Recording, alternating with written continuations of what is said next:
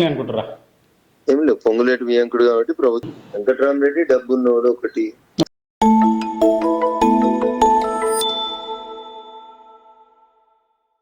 మాజీ BJP MLA Raghunandan Rao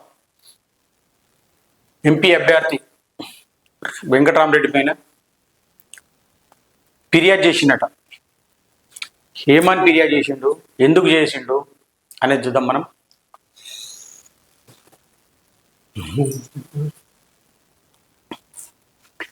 Ponguleti వియంకుడని వెంకటరామరెడ్డిని arrest చేయలేదా?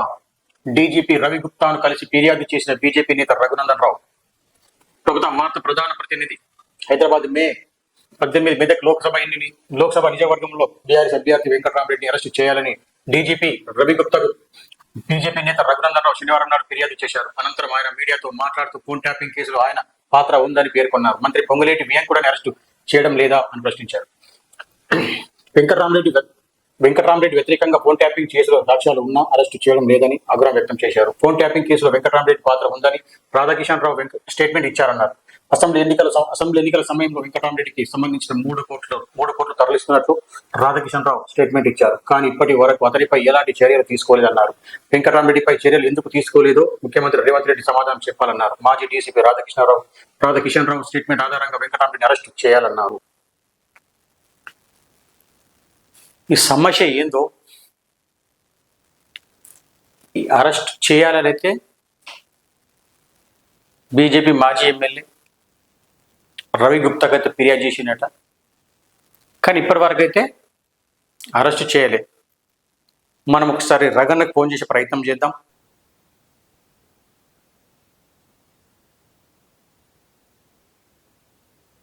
అన్న నమస్తేనే, ఒక్క 2 నిమిషాలు మాట్లాడి కొన్ని రిపోర్టర్ నేను ఒక లైవ్లో ఉన్నా. చెప్పండి అన్న. ఈ డీజీపీకి కలిసి మీరు వెంకటరామరెడ్డి మీద ఒక ఫిర్యాదు చేసిర్రు. అవునే, అది ఎందుకు అరెస్ట్ చేయలేకపోతారు అనుకుంటారన్న మీరు? ఈ పొంగులేటి వియంకుడు అనుకుంటారా, లేదా ఇంకేమైనా సమస్యలు అనుకుంటారా? ఏం లేవు, పొంగులేటి వియంకుడు కాబట్టి ప్రభుత్వం ఆయనను కాపాడుతుంది. క్రిస్టల్ క్లియర్ గా ఒక డీసీపీ ఇంటి దగ్గర నుంచి డబ్బులు పంచినాము, ఒక ఎస్ఐని ఇచ్చినాము, పోలీస్ వెహికల్ ఇచ్చినాము, కొత్త ఫోన్ ఇచ్చినాము అని ఇంత క్లియర్ గా చెప్పినప్పుడు వేరే వాళ్ళని అయితే రాత్రి తీసుకుపోయి అరెస్ట్ చేసి డిమాండ్ చేస్తారు. వెంకటరామరెడ్డి డబ్బున్నోడు ఒకటి. రెండు రేవంత్ రెడ్డికి, పొంగులేటి శ్రీనివాస్ రెడ్డికి అందరికి దగ్గరగా ఉంటాడు. అదే టెలిఫోన్ ట్యాపింగ్ కేసులో కేసీఆర్ కి దగ్గర సంబంధాలు ఉన్నాయని రావు అని పేరున్న వాళ్ళందరినీ రిమాండ్ చేశారు కదా. మరి అందులో రాధాకిషన్ రావు అనే డీసీపీ చెప్పిండు, ఆయన ఇంటి దగ్గర బందోబస్తు చేసి పైసలు వసూలు చేసిన సాయి కిరణ్ అనే ఎస్ఐ చెప్పిండు. అంత క్లియర్ గా స్టేట్మెంట్స్ ఉండి కోట్లాది రూపాయలు బీఆర్ఎస్ కోసం వసూలు చేసుకొచ్చి ఖర్చు పెట్టిన వెంకటరామరెడ్డిని అరెస్ట్ చేయమంటే పోలీసు వాళ్ళకు ఉన్న ఇబ్బంది ఏంటంటే ఒకటే ఇబ్బంది, పొంగులేటి శ్రీనివాస్ రెడ్డికి వియంకుడు కాబట్టి ప్రభుత్వం ఆయన కాపాడుతున్నారు. అంతకుమించి ఎంత దగ్గర సంబంధం అని చెప్పి కాపాడుతున్నాను అంటే నేను అదే ఆరోపించిన, అదే కంప్లైంట్ ఇచ్చిన. ఓకే అన్న, ఓకేనా, థ్యాంక్ యూ అన్న.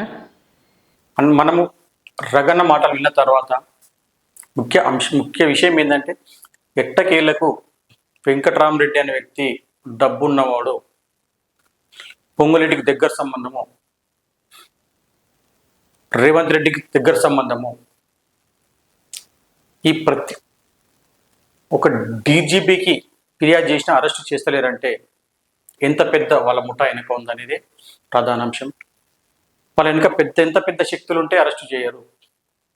ఇప్పుడు వేరే వ్యక్తులు అయితే రాత్రి తీసుకుపోయి అరెస్ట్ చేస్తుండే అనేది బీజేపీ మాజీ ఎమ్మెల్యే రఘునందన్ రావు ఆరోపిస్తూ ఉన్నారు. నమస్తే.